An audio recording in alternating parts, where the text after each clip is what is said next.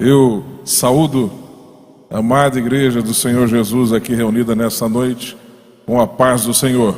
Amém. É uma alegria estar aqui mais uma vez, revendo esta porção da família de Deus neste lugar, revendo a forma como os irmãos fazem acontecer o reino de Deus aqui e tendo o privilégio de adorar a Deus em espírito e em verdade juntamente com os amados irmãos.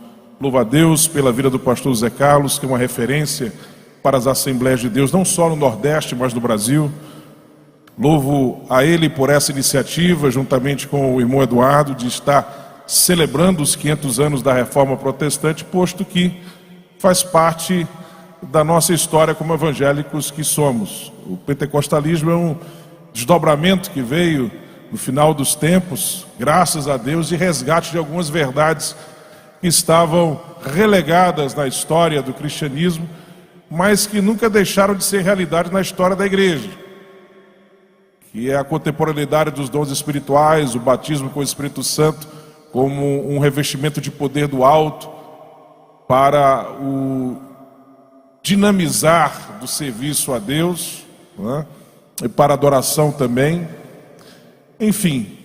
E nós somos filhos, portanto, da reforma, a reforma que foi essencialmente uma volta à palavra de Deus, uma volta à palavra de Deus como a nossa única regra de fé e prática, porque naquela época em que a reforma aconteceu, a tradição tinha pé de igualdade com a Bíblia, e havia muita coisa que a igreja aceitava, adotava, aplicava, vivia, que não tinha base nas Sagradas Escrituras, era mais fruto de tradição. E veio então essa volta à Bíblia Sagrada, que resgatou princípios básicos, basilares da fé cristã, a começar a doutrina da salvação, mas com o desenrolar do protestantismo, outras verdades também foram resgatadas. E nós somos frutos deste movimento encetado, iniciado há 500 anos. E para a honra e glória do nome do Senhor Jesus, a maioria esmagadora dos protestantes do mundo é pentecostal e arminiana, amém? Nós somos de linha arminiana e somos pentecostais. Há cerca de 900 milhões de protestantes do mundo, e destes, cerca de 700 milhões são pentecostais ou renovados. Ou seja, a igreja do arrebatamento vai ser uma igreja majoritariamente pentecostal. Você pode dar glória a Deus por isso?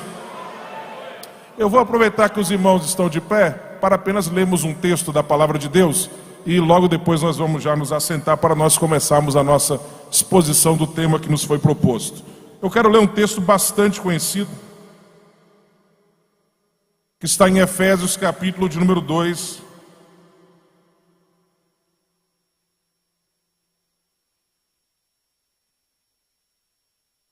a partir do verso 1 até o versículo de número 8, até o versículo de número 10. Todos encontraram? Podem se manifestar com um alto-sonante aleluia. Aleluia. Efésios capítulo 2, versículos de 1 a 10. Diz a palavra de Deus: E vos vivificou, estando vós mortos em ofensas e pecados, em que noutro tempo andastes segundo o curso deste mundo, segundo o príncipe das potestades do ar, do Espírito que agora opera nos filhos da desobediência, entre os quais todos nós também antes andávamos nos desejos da nossa carne, fazendo a vontade da carne e dos pensamentos, e éramos por natureza filhos da ira como os outros também. Mas Deus, que é riquíssimo em misericórdia, pelo seu muito amor com que nos amou, estando nós ainda mortos em nossas ofensas, nos vivificou juntamente com Cristo, pela graça sois salvos. E nos ressuscitou juntamente com Ele, nos fez assentar nos lugares celestiais em Cristo Jesus, para mostrar nos séculos vindouros as abundantes riquezas da sua graça, pela sua benignidade para conosco em Cristo Jesus. Porque pela graça sois salvos por meio da fé, e isso não vem de vós, é dom de Deus, não vem das obras para que ninguém se glorie, porque somos feitura sua, criados em Cristo Jesus para as boas obras, as quais Deus preparou para que andássemos nelas. Você pode dizer glória a Deus por isso? Podeis nos assentar. Queridos irmãos e amigos, o tema que me foi proposto foi arminianismo e a mecânica da salvação no protestantismo. Arminianismo e a mecânica da salvação no protestantismo. Antes de tudo, é importante a gente começar explicando o que é mecânica da salvação. O que a gente quer dizer quando se refere à mecânica da salvação. Quando nós estamos falando de mecânica da salvação, nós estamos falando do que ocorre no processo de salvação. Estamos falando do mecanismo da salvação. Não estamos falando da mensagem da salvação. Uma coisa é a mensagem da salvação. Ela é igual para todos os protestantes. Mas a mecânica da salvação, ou seja, o entendimento sobre a mecânica da salvação, é que difere dentro do protestantismo, conforme a corrente que você faz parte. Nós temos pelo menos 3 correntes. Nós temos o luteranismo, nós temos o calvinismo e nós temos o arminianismo. Se bem que nós temos pequenas variações destes, como por exemplo boa parte de nossos irmãos batistas, que são considerados arminianos de 4 pontos, né? Ou calvinistas moderados, como alguns costumam se intitular. Embora os irmãos calvinistas não vão concordar com isso, eu também não concordo, prefiro chamá-los de arminianos de 4 pontos. Temos no meio evangélico também alguns irmãos que são semipelagianos, mas o semipelagianismo não é uma posição oficial dentro do protestantismo. Na verdade, são apenas irmãos que têm uma compreensão equivocada sobre a mecânica da salvação e que acabam sendo semipelagianos. Mas enfim, quando nós falamos de mecânica da salvação, não estamos falando da mensagem da salvação, que é a mesma.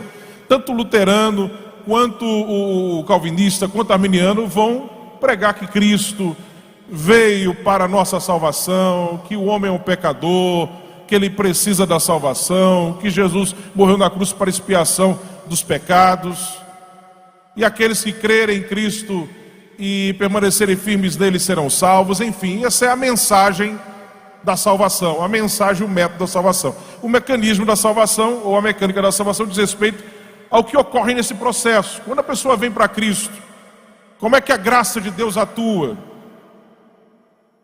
Os detalhes relativos ao processo da salvação é o que nós chamamos de mecânica da salvação. Você deve se lembrar que durante o período da Reforma Protestante houve um resgate, especialmente da doutrina da salvação, que naquela época tinha sido relegada. Nós estávamos vendo naquela época uma igreja que valorizava mais as obras, uma igreja que ensinava que havia um mérito que você poderia comprar para que então você não precisasse pagar penitência. A indulgência nada mais é do que isso. Na teologia católica você tem a missa que tira a culpa do pecado, mas você ainda tem a punição temporal do pecado, e para ser apagada é preciso que você pague penitência. E a indulgência era uma alternativa à penitência. Você pagava um determinado valor para que você não pudesse pagar penitência, para que então aquele castigo, aquela punição temporal por causa do pecado cometido não viesse sobre você. Até porque se você não pagasse a penitência, mesmo participando da missa, você iria para o purgatório, e aí você ficaria no purgatório o tempo que fosse suficiente até você pagar o castigo, a pena temporal pelo pecado cometido. Aí depois de terminar de pagar as suas penas no purgatório, então você saltava para o céu. Isso se você fosse um cristão que sempre estava na missa regularmente. Então, no catolicismo você tem isso. Você tem a culpa do pecado e você tem o castigo, a pena pelo pecado cometido. A culpa é apagada na missa. A missa é uma dramatização onde Jesus é morto a cada cerimônia realizada. Inclusive, eles acreditam que naquele momento em que a missa é celebrada, o vinho se torna mesmo sangue de Jesus, literalmente. O pão se transforma ali, a hóstia, no corpo de Cristo, com a diferença de que o povo pode participar da hóstia, mas não pode participar do vinho, do sangue. E só quem bebe é o padre que está oficiando aquela missa. Então, o católico durante a semana ele comete os seus pecados, mas no domingo ele vai à missa, para então ter a sua culpa expiada, a culpa dos pecados que ele cometeu aquela semana inteira. Mas sendo que ainda há a pena, o castigo, é uma coisa meio complicada, né? Porque se você expiou a culpa, porque ainda tem a pena, né? O castigo temporal pelo pecado que você cometeu. E aí você tem que pagar a penitência. Mas, em vez de você pagar a penitência, se você tiver um determinado valor, e se for época de indulgências, se bem que as indulgências hoje em dia a igreja, raramente a igreja católica usa, mas era a cada 50 anos que eles usavam desse método. Então você, se tivesse um determinado valor, você poderia comprar o mérito de algum santo, porque a indulgência significava isso. Havia a crença no tesouro de méritos. Como assim? Muitos santos na história da igreja foram tão santos, que eles foram para a eternidade transbordando de méritos. E quem é que administra esses méritos que esses santos angariaram aqui na terra? A igreja, fiel depositária desses méritos. E aí o que acontece? A igreja então vende esses méritos, ou seja, a indulgência, que é o perdão para a pena temporal, nada mais é do que uma venda de mérito, e esse mérito é do tesouro de méritos dos santos do passado, tipo Maria, São Francisco, todos aqueles foram santos. Eles foram tão santos, que eles foram para o céu sem nem passar pelo purgatório, e sobrou mérito. Eles tinham uma conta bancária muito cheia de mérito. Então a igreja, a cada 50 anos, administrava essa conta bancária de méritos, vendendo esses méritos em forma de documentos chamados indulgências. Indulgência significa perdão. E aí a pessoa, em vez de pagar uma penitência, tipo tantas Ave Marias, subir escada de joelhos, alguns faziam isso, faziam aqueles votos para pagar penitência, ou tantas rezas. Em vez de fazer isso, a pessoa pagava um determinado valor e então estava liberada daquela pena temporal. Então veio a reforma protestante, Lutero bateu nessa questão das indulgências, né? E resgatou a doutrina da justificação pela fé, para começar, que naquela época eles acreditavam que justificação era sinônimo de santificação. Eles acreditavam que quando a Bíblia falava de justificação, estava querendo dizer que era Deus transformando alguém em justo. E isso era um processo que demorava. Eles confundiam a justificação com a santificação, que é um processo realmente, né? É um processo a santificação. Mas a justificação não é isso. A justificação é algo imediato. Justificação não é uma transformação. Justificação é Deus declarando o pecador justo pelos méritos de Cristo. Amém? Você é um pecador, mas pelos méritos de Cristo, porque você creu em Jesus como Senhor e Salvador de sua vida, porque você acreditou naquilo que Cristo fez na cruz do Calvário por você, porque você confiou naquilo que Ele fez, então, pelos méritos de Cristo, você é declarado justo. Amém? Você então passa a ser um pecador justificado, perdoado. Louvado seja o nome do Senhor Jesus. Somos salvos pela graça mediante a fé. Isso não vem de vós, isso é dom de Deus. não vem das obras, dos méritos humanos, para que ninguém se glorie. Quem somos nós? Se estamos de pé hoje, se somos o que somos, é porque Deus é o que é, um Deus de graça e de amor. E nós nos apoiamos totalmente nos méritos de Cristo para a nossa salvação. Amém? Então a reforma resgatou isso. Nós temos as famosas 5 solas, que não foram elaboradas naquela época, mas eram princípios que estavam contidos na mensagem dos reformadores, mas que tempos depois da reforma, séculos depois, resolveram alguns historiadores resumir a mensagem da reforma em 5 pontos. E aí nós temos as chamadas 5 solas, né? Somente a graça, somente a fé, somente Cristo, somente as Escrituras e somente a Deus a glória. Somente as Escrituras, é a supremacia das Escrituras. A Bíblia é a nossa única regra de fé e prática.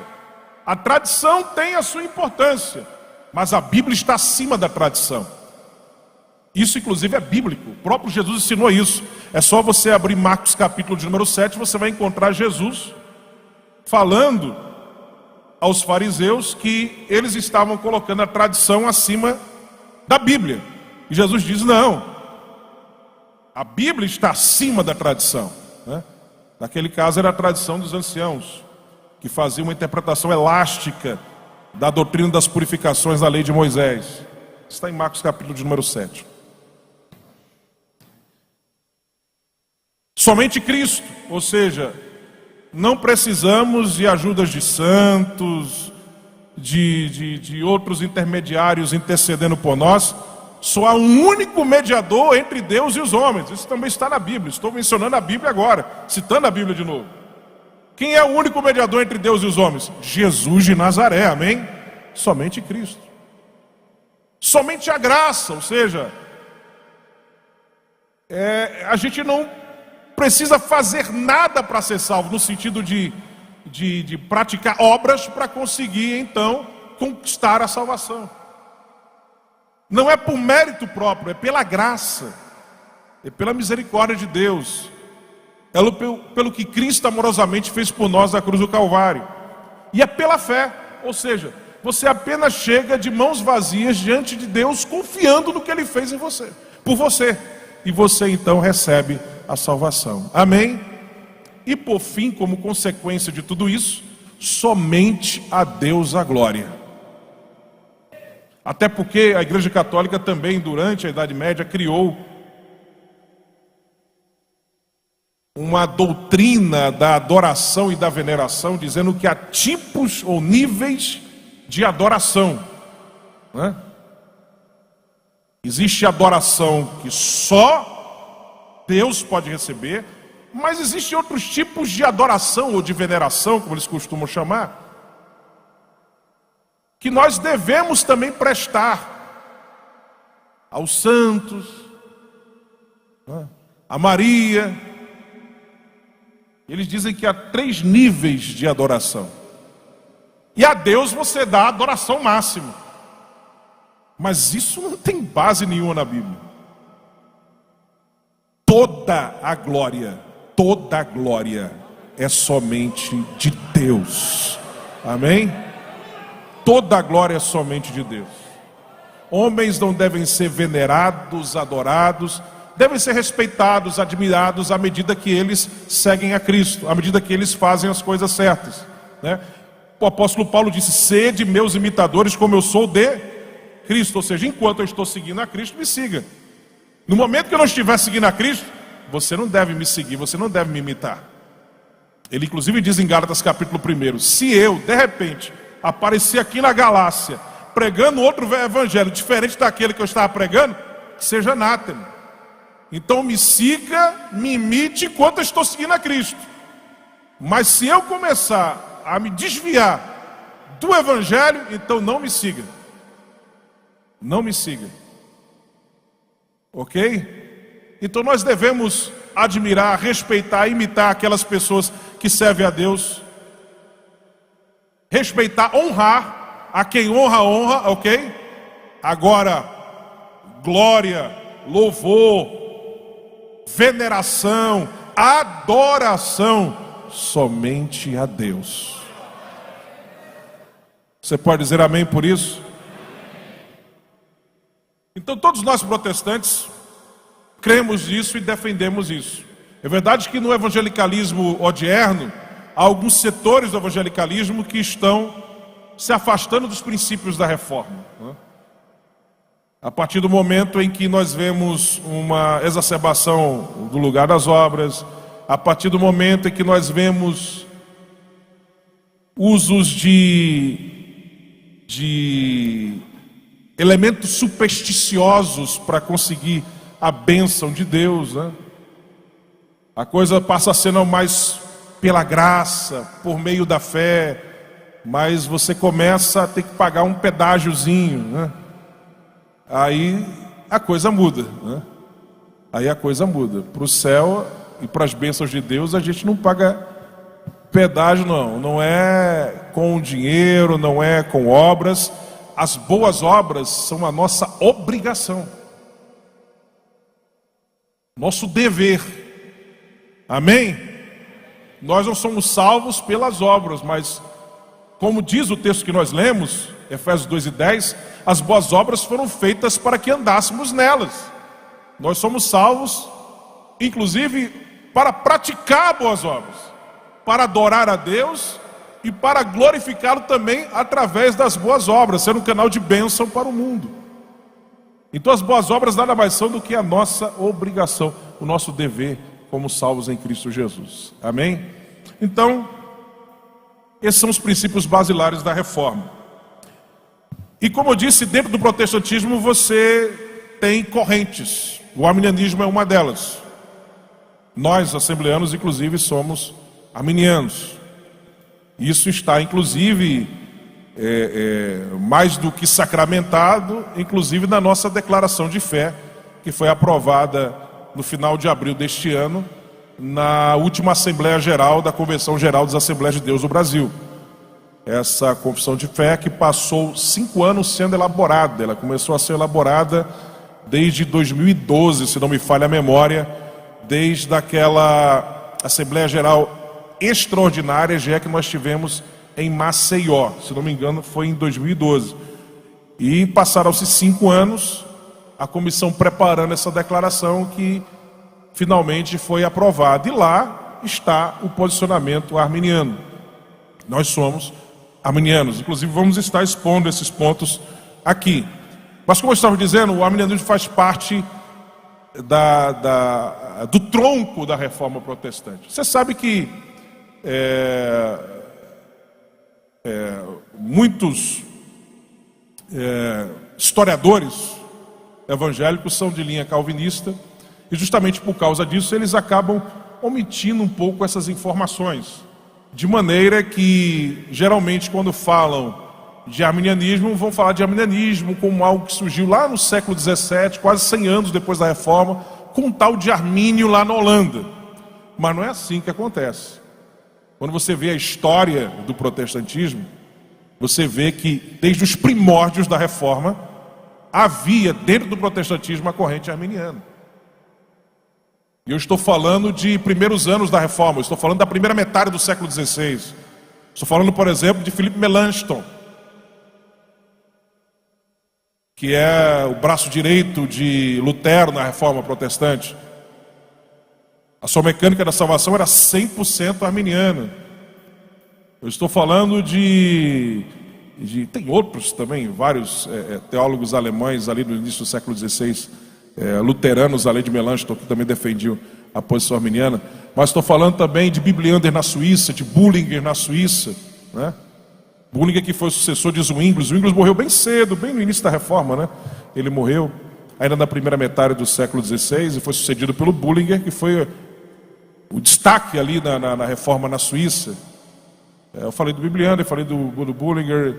Temos também na Alemanha o Cranmer, o Latimer, que são grandes nomes do protestantismo na Inglaterra. Temos os Freewheelers, que são dezenas deles, há pelo menos 47 catalogados, que eram teólogos, pastores protestantes, né, que foram perseguidos por Mary Blodder, Maria Sanguinária, que era católica lá na Inglaterra, que perseguiu os protestantes. Inclusive foi quem mandou matar o Cranmer, o Latimer, enfim. E eles eram 100% arminianos, 70 anos ou mais antes de Armínio. Você tem o Laski, Jan Laski na Polônia, o pai da reforma na Polônia, era 100% arminiano. Você tem o Occhino na Itália, o Casiodoro de Reina na Espanha, né? Enfim, nós temos, olha, no meu livro eu catalogo alguns nomes aí, eu menciono alguns, mas nós temos mais de 100 nomes, só no século XVI. Mais de 100 nomes. Sabe o que é isso? O arminianismo faz parte do início da reforma protestante. Sendo que aí nós tivemos, no meio do luteranismo, uma discussão, que no final resultou na Fórmula de Concórdia em 1577, né? A discussão foi justamente em torno desses dois assuntos: a ceia, a doutrina sobre a ceia do Senhor, né? Se deveria ser entendida como memorial, ou na visão da consubstanciação, que não é a mesma coisa da católica, que é transubstanciação, mas é uma coisa parecida, ou se deveria ser aquela outra visão também da presença de Cristo espiritualmente, enfim. E aí houve uma discussão em relação a isso, e também em relação à mecânica da salvação, que tinha um lado arminiano e tinha um lado que seria posteriormente chamado calvinista. Naquela época ninguém usava esse nome ainda, no século XVI, apesar de Calvino já existir, mas recebeu o nome de calvinismo, esse pensamento, só depois de Calvino. Mas enfim, e ali eles chegaram à Fórmula de Concórdia, que é um meio termo, de maneira que o luteranismo não é nem arminianismo nem calvinismo. A mecânica da salvação deles é um meio termo, né?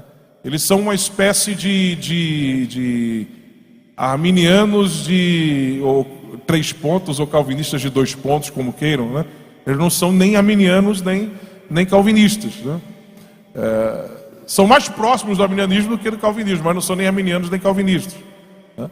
E aqueles protestantes que não eram luteranos e portanto não foram abrigados debaixo da Fórmula de Concórdia de 1577, depois lutaram entre si para ver qual era a corrente que ia prevalecer.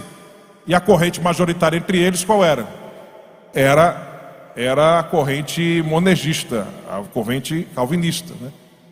Que inclusive se impôs usando até o poder do Estado. O Sínodo de Dort no início do século XVII na Holanda, né?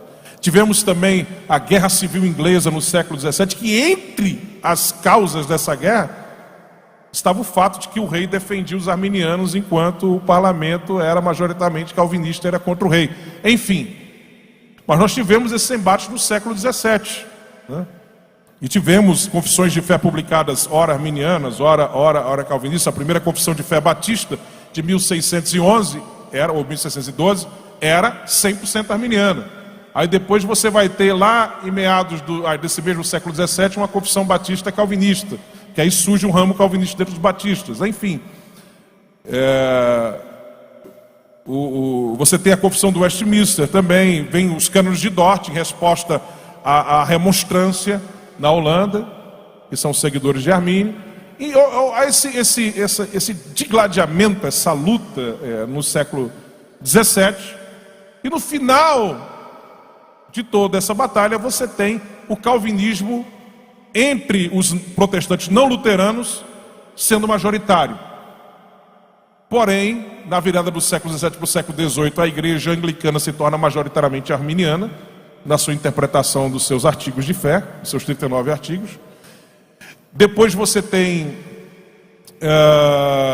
também o avamento wesleyano no século XVIII, com John Wesley, e que, como já disse alguns historiadores, moveram a igreja evangélica, os protestantes do mundo, para o arminianismo, de maneira que no final do século XVIII, o próprio Wesley escreve isso na sua revista O Arminiano, que era a revista oficial do movimento metodista.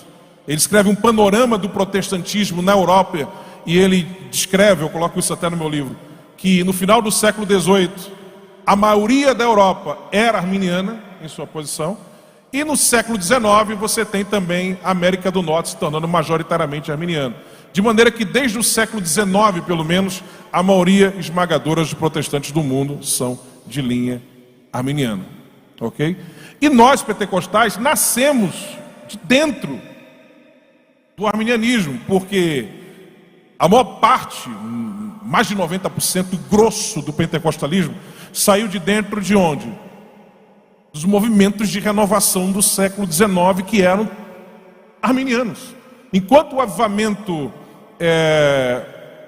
do século XVIII nos Estados Unidos era majoritariamente calvinista, tendo como grandes nomes homens de Deus como Jonathan Edwards, que era calvinista, você vai ter no século XIX o avivamento, o segundo grande avivamento, despertamento evangélico dos Estados Unidos, sendo esmagadoramente arminiano.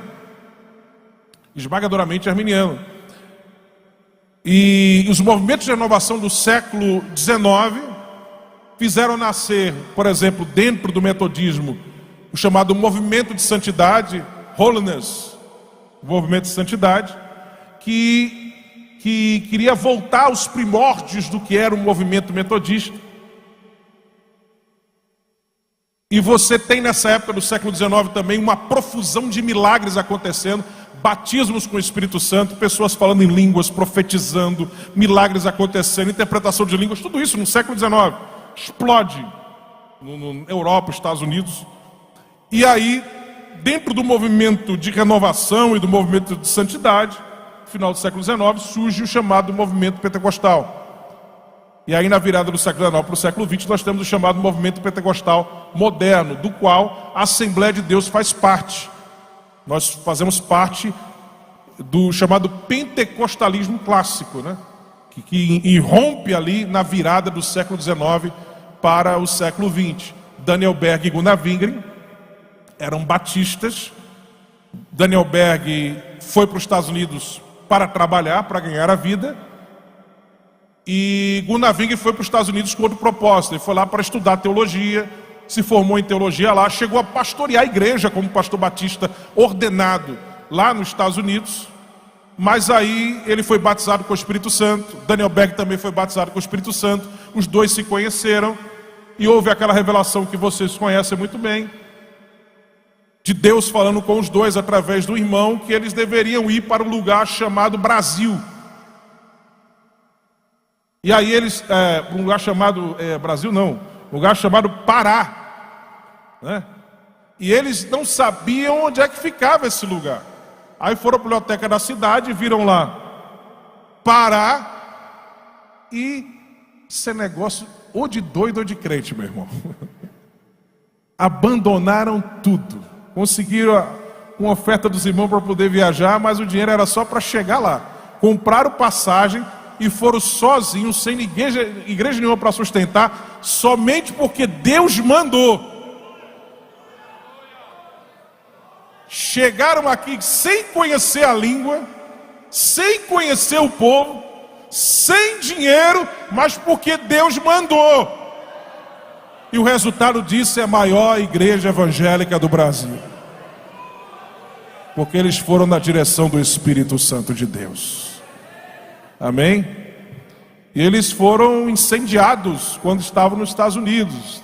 Estava acontecendo o avivamento em Chicago, avivamento também em Los Angeles, o avivamento da Rua Azusa com William Joseph Seymour, que era do movimento da santidade, holiness, né? O Charles Fox Parham também começou a pregar e ensinar sobre o batismo com o Espírito Santo como uma bênção subsequente à salvação, com evidência externa, física, do falar em outras línguas conforme o Espírito Santo concedia que falassem. E ele era o quê? Um pastor metodista, né? Ele era arminiano, enfim. O Gunnar Wingren e o Daniel Berg eram batistas de linha arminiana, assim como o Lev Petrus, amigo de infância de Daniel Berg, e que era um pastor batista que também recebeu o batismo com o Espírito Santo lá na Suécia. E aí a sua igreja aceitou a mesma doutrina que ele havia abraçado, pentecostal, e aí a sua denominação, a sua igreja saiu de dentro da igreja batista, e então a igreja passou a chamar a igreja Filadélfia, lá em Estocolmo, na Suécia, né? A igreja pentecostal que sustentou e enviou muitos missionários escandinavos para o nosso Brasil. Então nós somos de linha arminiana. Os missionários americanos que chegaram aqui, a Assembleia de Deus Americana, também são arminianos. Eu costumo lembrar, inclusive, de uma revista de escola unical, do ano de 1971, sobre doutrina da salvação, escrita pelo saudoso missionário americano Lawrence Olson, em que ele, na lição logo do primeiro domingo, ele explica sobre a doutrina da salvação dentro do protestantismo, faz essa divisão que muitas vezes nós esquecemos, entre luteranismo, calvinismo e arminianismo. Geralmente a gente só fala de calvinismo e arminianismo, e depois de explicar a posição luterana, a posição arminiana, a posição calvinista, ele diz: nós assembleanos somos arminianos. Ele escreve isso na revista Quorum e Calma, em 1971. E os nossos artigos já publicados e livros, enfim, nós sempre defendemos aqueles 5 pontos do arminianismo. E vamos a esses 5 pontos, portanto. Comecemos pela... Eu não vou seguir exatamente o roteiro aqui da apostila. Eu vou começar falando de um ponto que está mais na frente, depois puxo para outro que está mais atrás. Então, eu prefiro começar pelo começo, né? Em vez de começar falando sobre a questão do determinismo, livre-arbítrio, vamos começar falando do começo, né? Primeira coisa, a doutrina da depravação total. Esse termo é muito arcaico, esse termo é do século XVI, né? E por causa disso ele soa às vezes estranho para a gente. Agora, se eu disser assim para você, a doutrina da corrupção total do gênero humano, aí você vai dizer: ah, sim, né? Mas como essa doutrina recebe, já vai quase 500 anos, o nome de depravação total, então classicamente é o nome que se dá a essa doutrina. O problema de usar esse termo, depravação total, nos dias de hoje, é que quando as pessoas ouvem esse termo, elas pensam que a gente está falando, que a gente está defendendo que todos os seres humanos são profundamente depravados. Mas não é isso que a doutrina da depravação total ensina, ou da corrupção total. O que ela ensina é que toda a humanidade é corrompida e que essa corrupção, ela alcançou tudo no ser humano. Ela é total no sentido de abrangência de toda a humanidade e abrangência de tudo no ser humano. Ou seja, tudo no ser humano foi afetado pela queda e todos os seres humanos foram afetados pela queda. Então, depravação total não tem a ver com intensidade da degeneração, mas com abrangência dessa degeneração, dessa corrupção, dessa depravação. Toda a humanidade foi corrompida pelo pecado e tudo no ser humano foi afetado, foi corrompido pelo pecado. Agora, quanto à intensidade, nós sabemos que uns são mais corrompidos do que outros, né? Uns acabam se aprofundando mais, mas todos nós somos corrompidos pelo pecado. A Bíblia nos diz, em Eclesiastes capítulo número 7, versículo de número 29, que Deus fez o homem reto, não é isso? E depois é que ele foi procurar caminhos diferentes da vontade de Deus, e aí se corrompeu. Mas Deus fez o homem reto. No hebraico ali é yanchar, significa reto, correto, justo, né? A Bíblia nos diz em Gênesis capítulo 1 que quando Deus criou o ser humano, né, e o ser humano foi a última coisa que ele criou, né, foi a obra-prima da sua criação e a última coisa que ele criou. Quando ele termina, enfim, a obra da criação, ele tinha criado por último o homem, ele faz uma avaliação de tudo que ele tinha feito. E ele diz que tudo que ele tinha feito, isso está em Gênesis 1 e 31, era muito bom. Durante a narrativa da criação, você encontra Deus mais de uma vez parando para avaliar o que ele tinha feito até aquele momento. É como um artista que vai fazendo a sua obra, ele para avaliar e diz: tá bom, mas pode melhorar. E ele vai então continuando até que ele chega a um ponto que ele diz: agora realmente cheguei onde eu queria. Agora não está bom, está muito bom, né? E é isso que nós vemos Deus fazendo. Ele vai criando as coisas, aí ele para, olha o que ele tinha criado até aquele momento e diz, avalia que era bom. E aí ele continua criando, aí para, avalia o que ele fez até ali e diz que é bom. E quando ele termina, e ele faz por último o homem, ele diz que tudo que ele tinha feito era muito bom. E ele tinha criado o homem. Então o homem, quando Deus criou, ele era muito bom. Ok? A Bíblia diz que Deus criou o homem reto, yanchar, reto, correto, justo. A Bíblia diz que quando Deus criou o homem, ele era muito bom, assim como tudo que Deus havia criado. E mais, Gênesis 1 e 26 diz que o homem foi feito à imagem e semelhança de Deus. A imagem e semelhança de Deus. E quando a Bíblia fala que nós somos feitos à imagem e semelhança de Deus, obviamente está se referindo a uma semelhança de ordem espiritual, metafísica, né? Não de ordem física, né?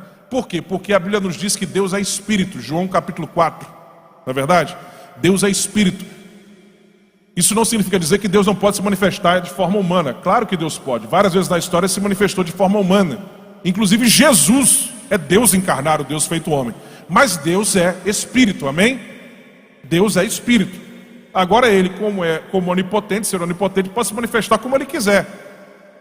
Mas Deus é Espírito. Então, se nós fomos feitos à imagem e semelhança de Deus, então essa semelhança que nós temos com Deus não diz respeito à nossa compreensão física, mas diz respeito a algo de imaterial que há em nós, que é semelhante ao que nós vemos em Deus. E o que é que há? Temos dois aspectos da nossa imagem e semelhança de Deus. Temos o aspecto natural e o aspecto moral. A imagem natural e a imagem moral. Nós temos na imagem natural as nossas emoções, a nossa volição, a nossa vontade, o nosso raciocínio, o nosso intelecto, a nossa autoconsciência. Somos seres racionais. E nós vemos isso em Deus. Deus tem emoções, Deus tem vontade. Você é diferente de um cachorro, de um gato, que age por instinto. E os instintos dos animais,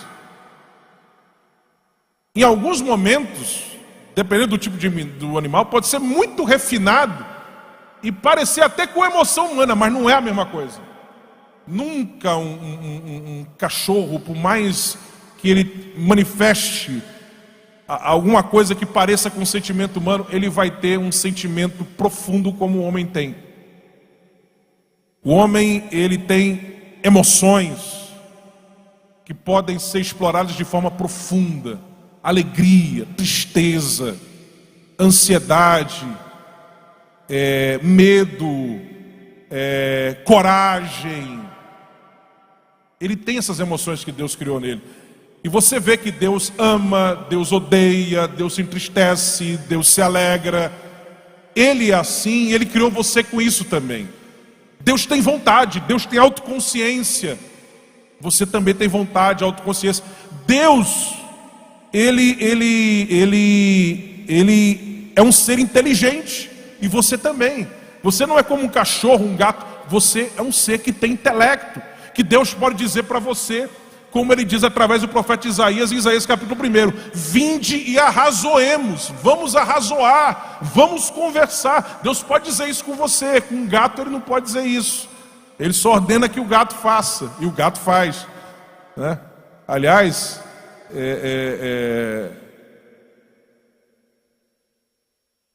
Deus fala para a estrela vir, ela vem. Deus fala para o gato vir, ele vem. Agora às vezes Deus fala para o homem vir e ele não quer vir. Justamente por quê? Porque Deus te criou com vontade. Agora quando Deus quer que você venha, aí Ele, se quiser, pode fazer você vir, né? Na marra e vir. Eu não estou falando em relação à salvação, né? Ele pode até fazer você balançar, mas a escolha, a decisão tem que ser sua. Ele não vai coagir você para a salvação. Mas, por exemplo, Deus pode intervir na história. Por exemplo, um determinado governante quer fazer uma determinada coisa e Deus vai lá, intervém na história, impede e acabou, né? Mas veja, aquele governante não queria ir por ele mesmo, mas Deus foi lá, interviu e fez. Entendeu? Né? Então, mas por que isso acontece? Porque Deus criou você com vontade, com livre-arbítrio. Um livre-arbítrio libertário. Então você pode escolher. Por isso que esse tipo de coisa acontece. Então você foi feito à imagem e semelhança de Deus. E tem também a imagem moral, né? Que é a consciência, o senso moral, a espiritualidade, essa parte espiritual que o animal não tem. Então Deus fez você com tudo isso. E o ser humano era perfeito no início.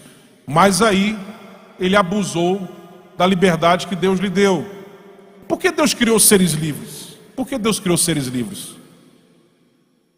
Porque Deus quis e sempre desejará ser adorado de coração, de forma voluntária, espontânea. real, algo que vai do coração sinceramente. Deus não quer ser adorado por máquinas, por robôs, mecanicamente, maquinalmente, roboticamente. Deus não quer ser adorado por mera coação, por manipulação psicológica. Ele quer uma adoração sincera. A adoração verdadeira, ela tem que ser em espírito e em verdade. Ela tem que partir aqui do coração, tem que ser sincera. Senão não é adoração verdadeira. E para se conseguir isso, é preciso que o ser adorador seja livre. Senão não existe adoração de verdade. Então ele cria seres livres. Os primeiros seres que ele cria, a maioria dos expositores bíblicos acredita que foram eles, eu também concordo com eles, foram os chamados 24 anciãos. Há alguns comentaristas bíblicos que dizem que esses 24 anciãos representam a igreja do Antigo Testamento e do Novo Testamento. 12 representando as 12 tribos de Israel e os outros 12 representando os 12 apóstolos de nosso Senhor Jesus Cristo. Eu acho essa resposta muito artificiosa. Com todo respeito, tá? Para quem acredita dessa forma. Eu prefiro acreditar naquilo que me parece mais claro intuitivamente ao ler o texto bíblico. Se eles são anciãos, isso significa dizer que eles são muito antigos, né? Então eles são seres que Deus criou. E que pelo texto bíblico eles viram Deus, isso está lá em Apocalipse, fazendo todas as coisas desde o início. Então eles são o quê? São seres celestiais que Deus criou primeiro. E por isso eles são chamados de anciãos. E Deus também cria os demais seres celestes, os anjos. E esses seres são criados com o seu livre-arbítrio. E esses anjos, dentro do seu livre-arbítrio, eles escolhem, alguns deles, desobedecer a Deus. Vem Lúcifer e leva com ele uma parte dos anjos do céu que caem. A Bíblia fala de anjos que caíram, não só Lúcifer, mas anjos que caíram, né? E há um texto de Apocalipse que dá a entender que caiu uma terça parte dos anjos do céu com ele, porque fala lá o texto de um terço das estrelas do céu. A maioria dos expositores bíblicos acredita que ali é uma referência à terça parte dos anjos do céu que caiu, juntamente com ele. E o que acontece com esses anjos que caíram? Deus não deu segunda chance. Para essa turma, Deus disse, ó,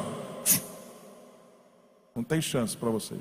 Agora aqueles que permaneceram, aqueles 2 terços, provavelmente 2 terços, o que é que Deus fez com eles? Eles então passaram por aquilo que os teólogos chamam de santificação total. Eles passaram pelo teste, pela provação, né, da tentação e permaneceram firmes. Então hoje é impossível que eles caiam.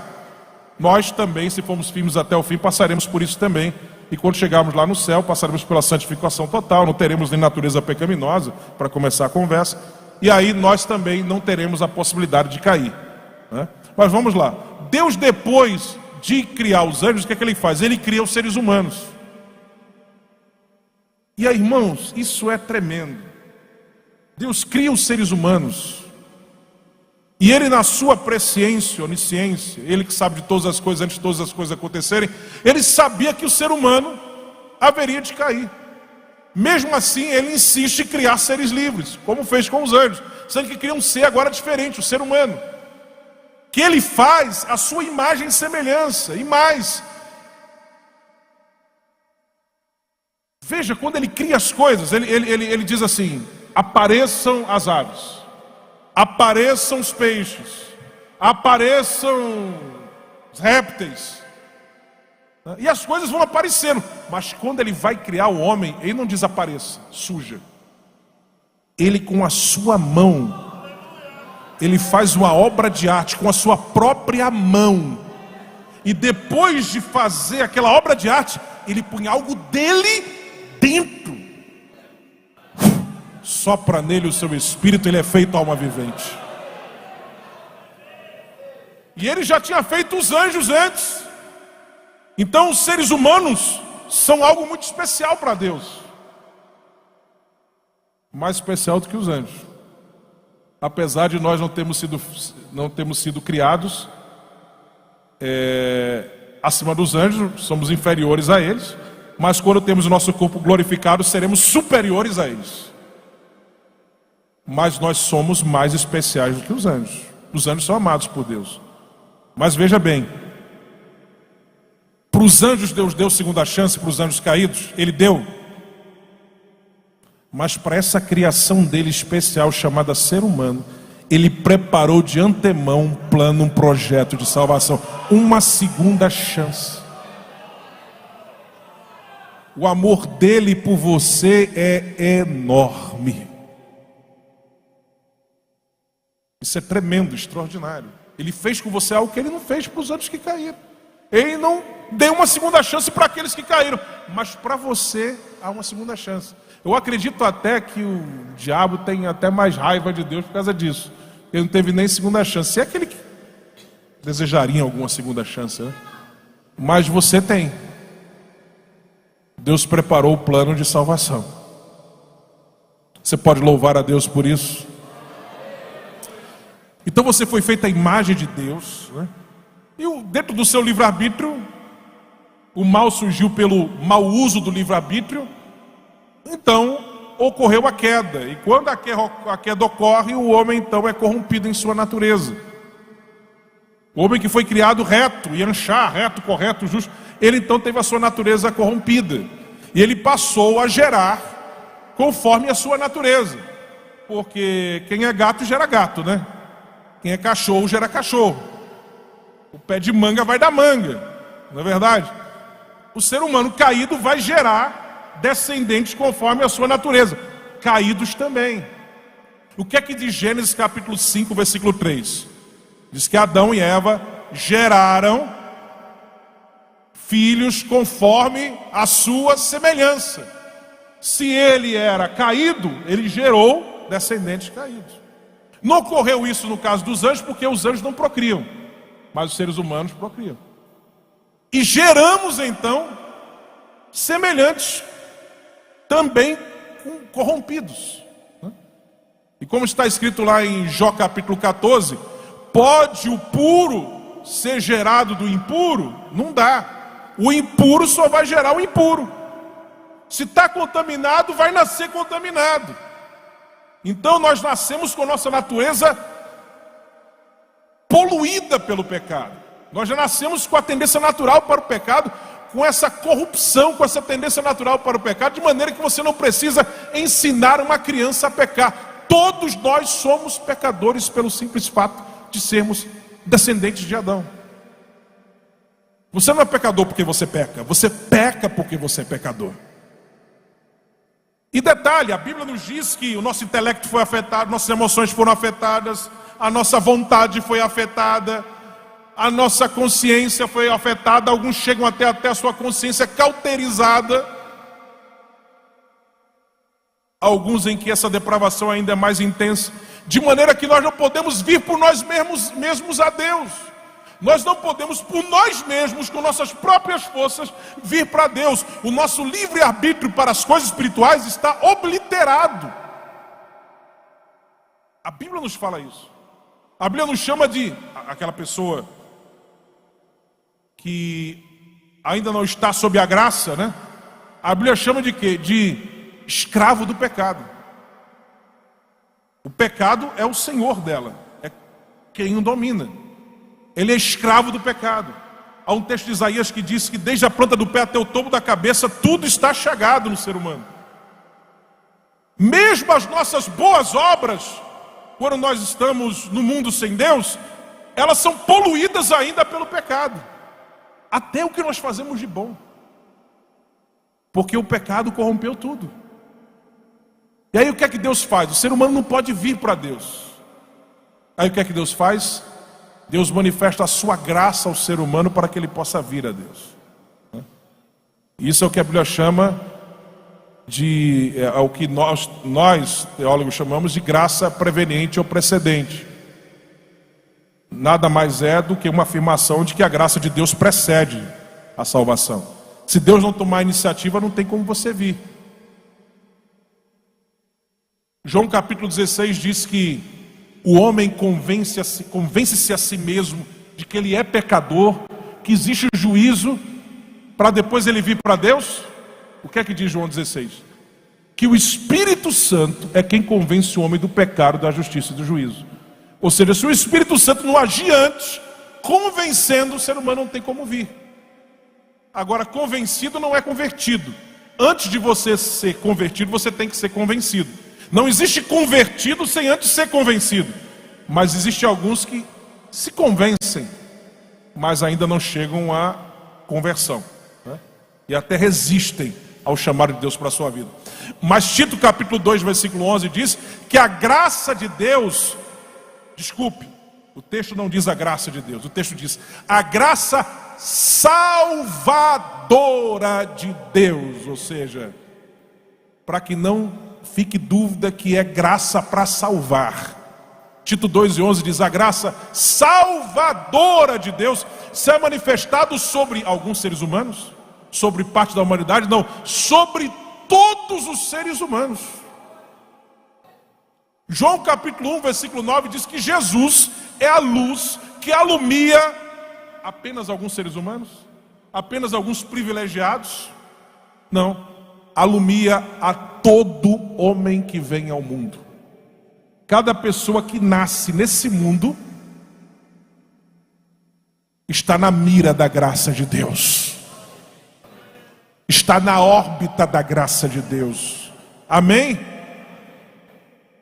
A graça é para todos. Amém?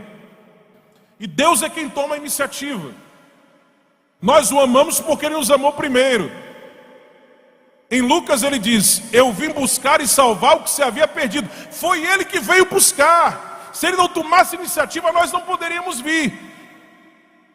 Jesus disse em João capítulo 6, versículo 44, que aqueles que vêm a Ele são trazidos pelo Pai, são atraídos a Ele. Mas quem são aqueles que são atraídos? João 12:32 diz, inclusive usando no grego o mesmo verbo que é usado em 6:44 de João. Todos, ele diz, todos são atraídos a mim. Amém? A graça de Deus está atraindo a todos, a todos, a todos. Então, quando a palavra de Deus é pregada, quando Jesus se revela pessoalmente àquela pessoa, ou através de alguma circunstância da vida, da própria revelação natural, a graça de Deus pode falar àquela pessoa e despertar aquela pessoa e atrair aquela pessoa e convencer aquela pessoa, e aquela pessoa então, com o seu livre-arbítrio agora para as coisas espirituais ativado pela graça de Deus, ele pode vir a Cristo ou não. Alguns resistem, como a Bíblia nos diz sobre alguns fariseus que, diz o texto bíblico, rejeitavam, resistiam ao propósito de Deus para as suas vidas. Jesus diz: Jerusalém, Jerusalém, quantas vezes eu quis abrigar você nos meus braços como a galinha junto os pintos seus, mas tu não quisestes. Eu quis, mas tu não quiseste. Eu quis, mas tu não quiseste. Quer dizer, é possível resistir, mas essa graça está atraindo. Essa graça está atraindo. Essa graça está atraindo. E alguns dizem: eu quero. E vem. E vem. Eles chegam apenas com a sua fé, com as mãos vazias diante de Deus, dizendo: eu quero.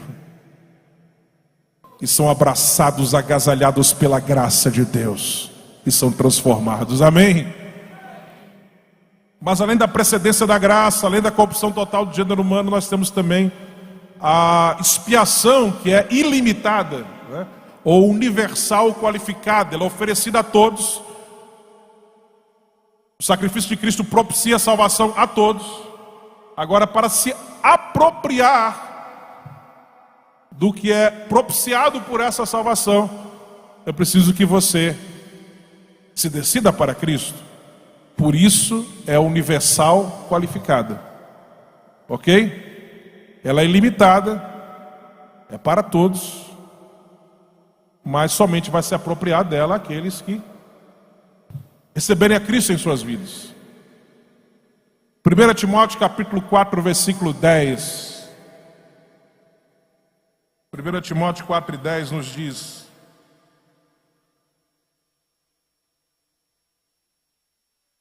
porque para isto trabalhamos e lutamos, pois esperamos no Deus vivo, que é o Salvador de alguns homens, de todos os homens, principalmente dos fiéis. Por que principalmente dos fiéis? O fiel é aquele que creu e permaneceu. Fiel é isso, é aquele que crê e permanece, não é isso? Então, é Salvador de todos os homens, mas principalmente dos fiéis. Por quê? Porque aquele que creu e perseverou, ele se apropriou da salvação que lhe foi oferecida. Mas a salvação é para todos, amém? Tem aquele texto clássico também de 1 Timóteo capítulo 2,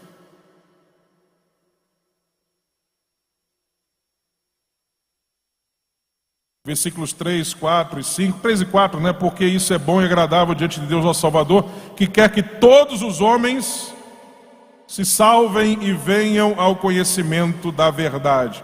E todos aqui são todos mesmo, inclusive o vocábulo grego aqui traduzido por todos é o mesmo, usado nessa mesma epístola, no capítulo de número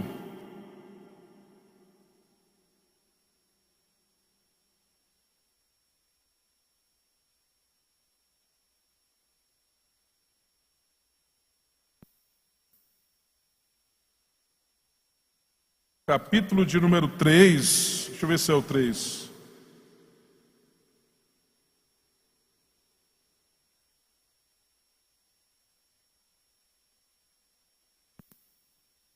Desculpe, que é usado na segunda epístola a Timóteo, capítulo de número 3.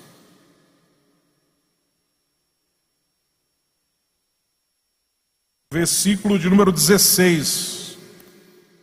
Que é toda a Escritura, se referindo à plenitude das Escrituras, assim como aqui é toda a Bíblia mesmo, ali também são todos os homens. Não são alguns tipos de homens, mas são todos os homens. Temos também aquele texto clássico sobre a expiação ilimitada, de 1ª Epístola de João, capítulo de número 2. Estou correndo aqui por causa do tempo.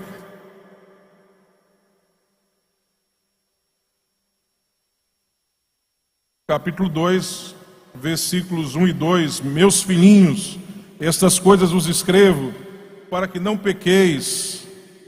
João está escrevendo aqui a crentes, né? E se alguém pecar, temos um advogado para com o Pai, Jesus Cristo justo. E Ele é a propiciação pelos nossos pecados, e não somente pelos nossos, mas também pelos de todo o mundo. Ou seja, a expiação foi em favor de toda a humanidade, de maneira que você pode chegar a qualquer pessoa e dizer para ela: Jesus morreu por você. Você não precisa estar nessa situação em que você está. Jesus morreu por você. Se você crer, se você aceitar Jesus como Senhor e Salvador de sua vida, se você vir a Ele como você está,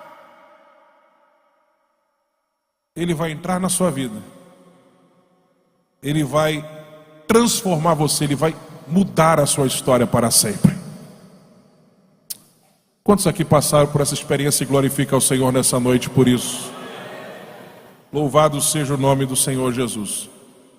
Jesus morreu por todos, mas temos também a doutrina da eleição e da predestinação.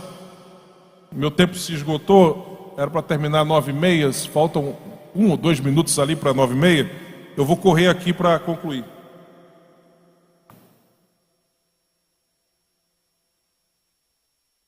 Eleição e predestinação não são uma e a mesma coisa.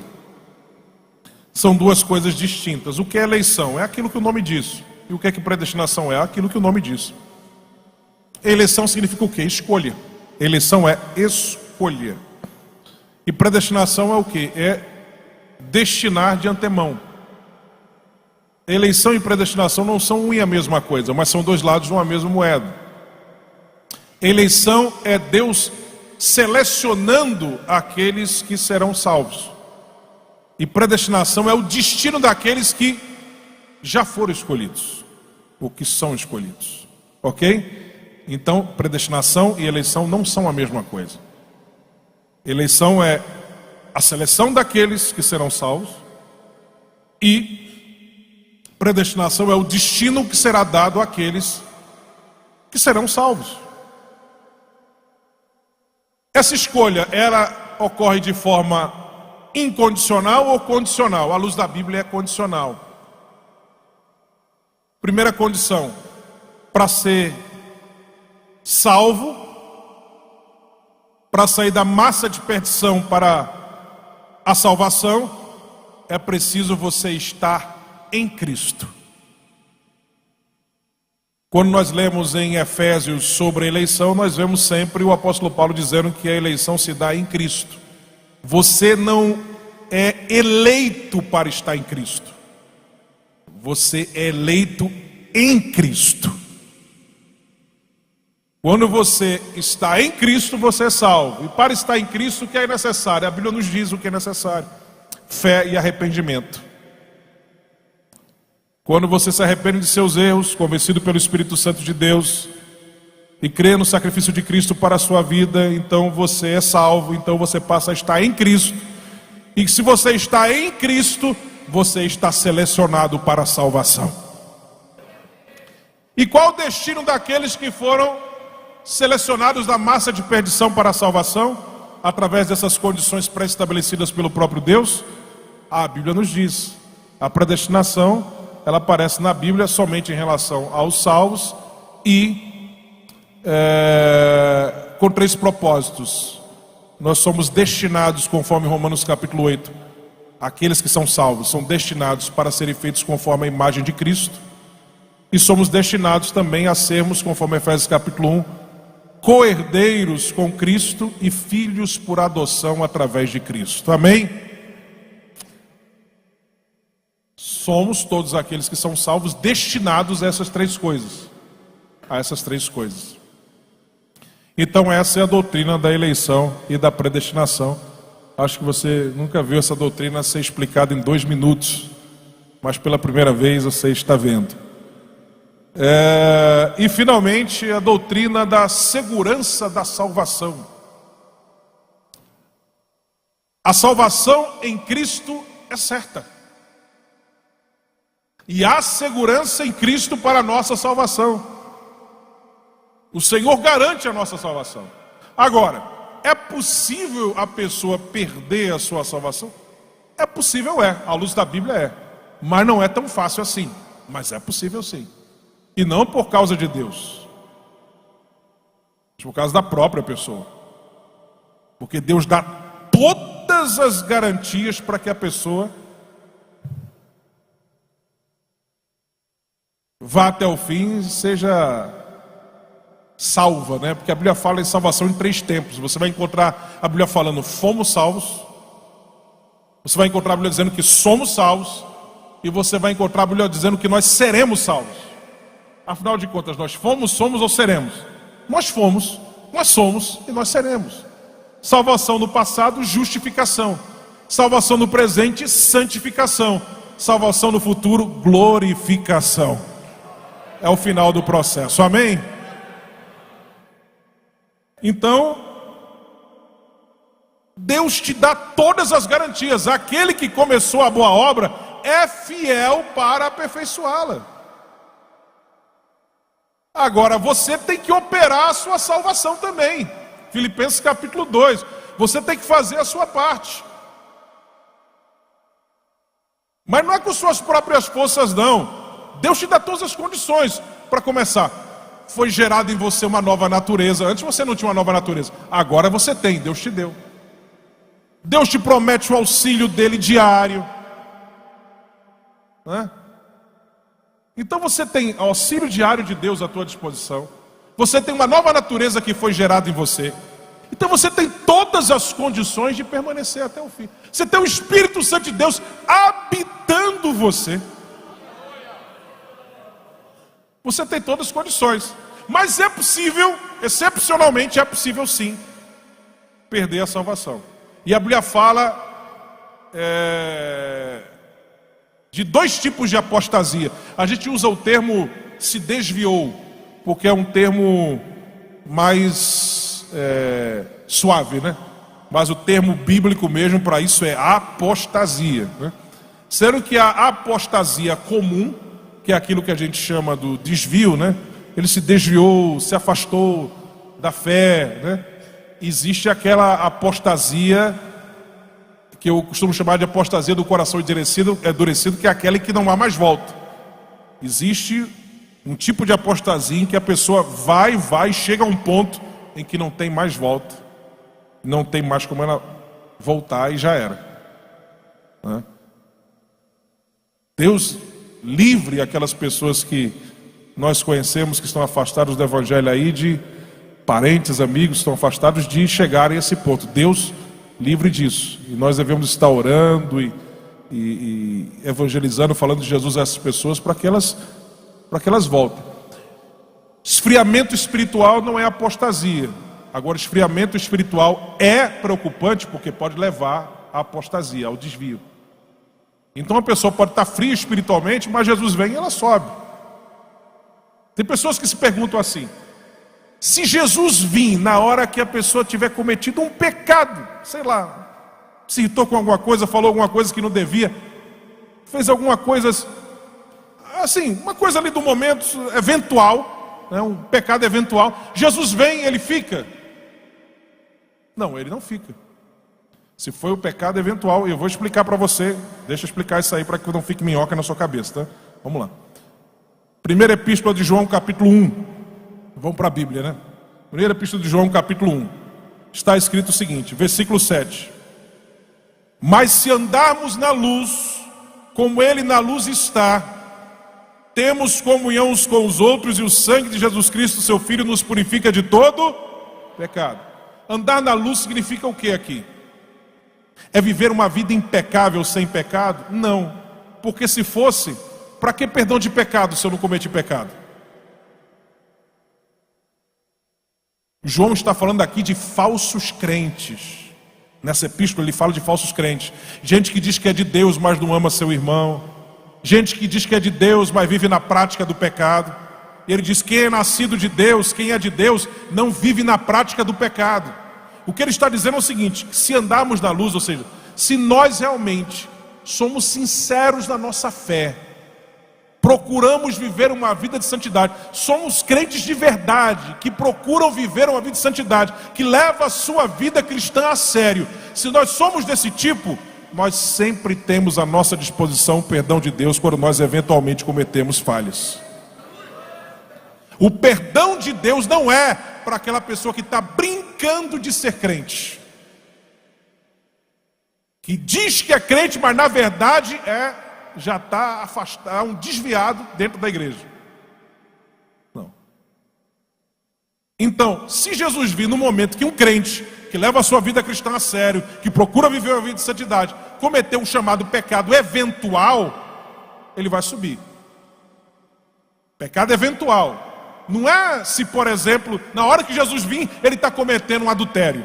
Adultério não é pecado eventual. Você conhece alguém que no minuto seguinte é santo, no minuto depois está cometendo adultério? Não existe isso. A pessoa, quando chega um adultério, ela já rompeu vários limites. O Espírito Santo já falou com ele várias vezes.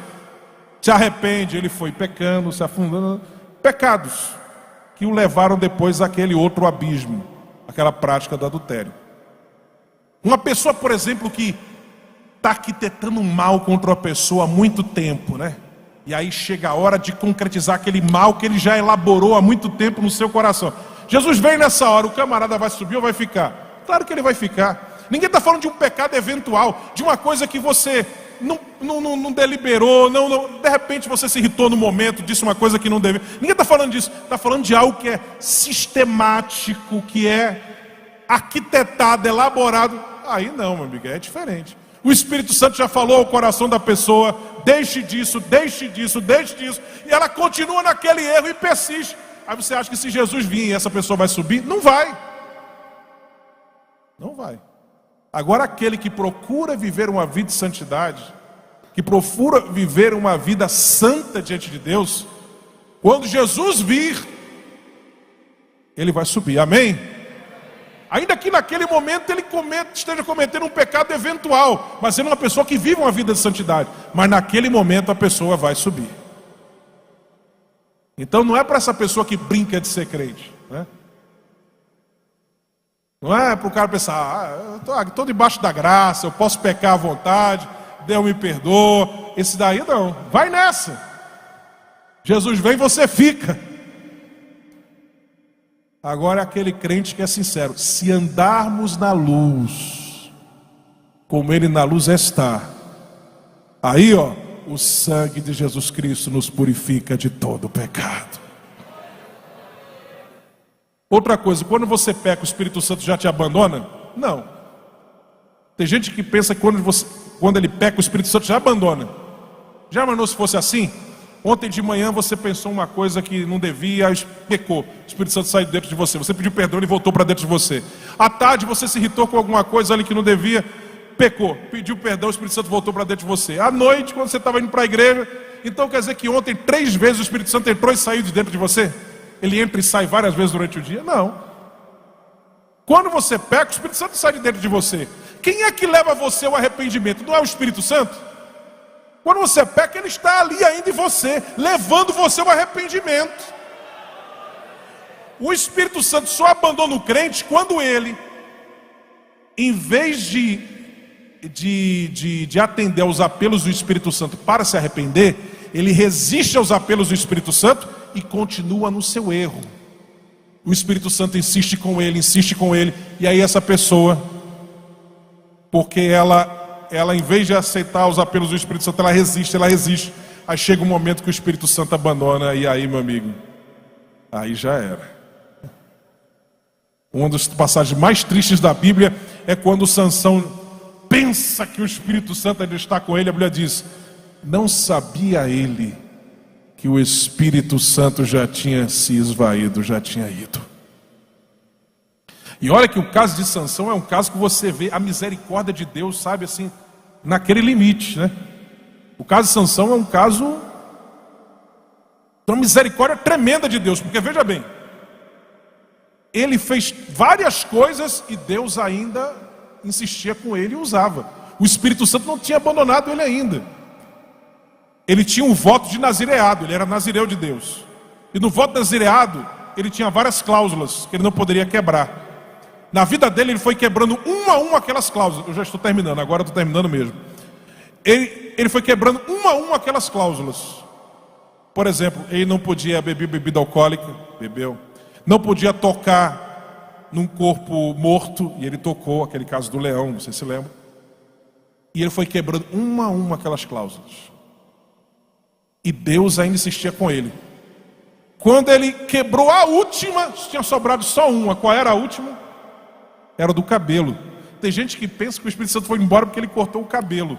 Não, é porque era a última cláusula. Ele tinha quebrado uma a uma, mas ainda faltava uma. Quando ele quebrou a última, o Espírito Santo saiu. Olha, o caso de Sansão é um caso da graça, da misericórdia de Deus mesmo, porque o Espírito Santo insistiu com ele até ele quebrar a última cláusula, para então abandoná-lo.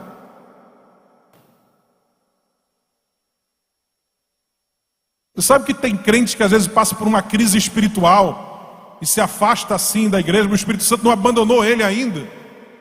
Pelo contrário, está lá no pé dele e daqui a pouco ele volta. É como um conhecido meu que disse que quando ele era jovem passou por uma crise espiritual, saiu da igreja e foi para uma festa mundana.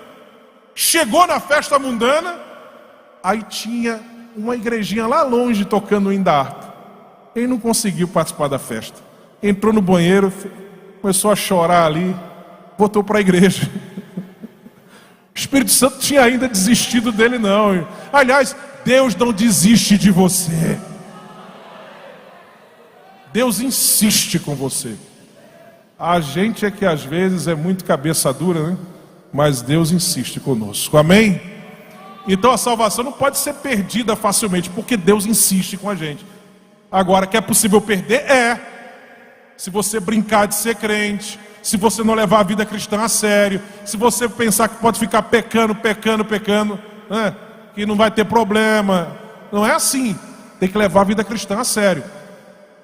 Tem que ser servo de Deus mesmo, buscando fazer a vontade do Senhor.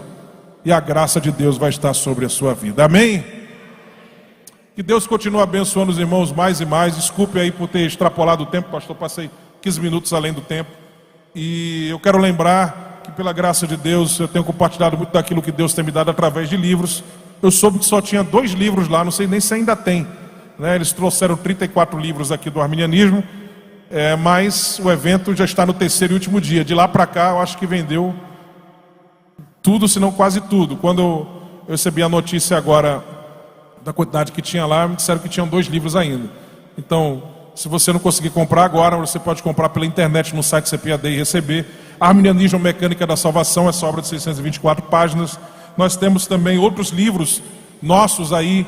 Abacuque, a vitória da fé em meio ao caos, comentário exegético e hermenêutico devocional do livro de Abacuque, de 200 páginas, com lições extraídas literalmente de todos os versículos do livro de Abacuque aplicadas para a sua vida. Como vencer a frustração espiritual é outra obra, também vai abençoar a sua vida. Viajando esse Brasil inteiro pregando a palavra de Deus, e até fora do país nós temos encontrado, lamentavelmente, muitas pessoas que se dizem frustradas com Deus, frustradas com a vida cristã, frustradas com a igreja, frustradas consigo mesmas. E quando a gente analisa os casos, a gente percebe que a razão é a mesma. Conceitos equivocados sobre quem é Deus, sobre a natureza humana, sobre relacionamento com Deus, sobre a igreja, tem feito essas pessoas se frustrarem espiritualmente. Então Deus me orientou a escrever sobre esse assunto, e esse livro tem sido uma bênção para muitas vidas. Tem um capítulo especial também sobre frustração ministerial. E nós temos também outras obras nossas que estão sendo oferecidas aos irmãos aí. Uma jornada de fé, que é um estudo sobre o percurso do povo de Israel no deserto até a terra prometida. Enfim, vários títulos estão sendo oferecidos aos irmãos de nossa lavra. Não deixe passar ali na loja da CPAD e adquirir, com certeza vai ser bênção para as suas vidas. Amém? Que Deus continue abençoando os irmãos mais e mais. O Senhor é convosco.